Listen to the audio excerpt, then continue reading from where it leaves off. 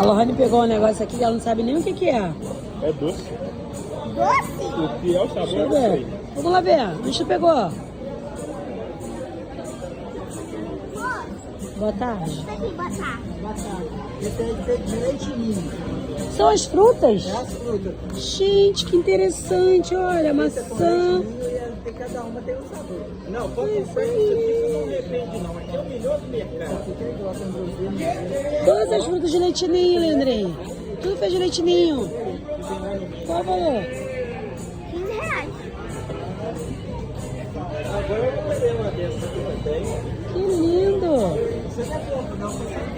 Olha, Leandrinho. Olha a goiabada, gente. Não, deve estar Lohane e Leandrinho dançando.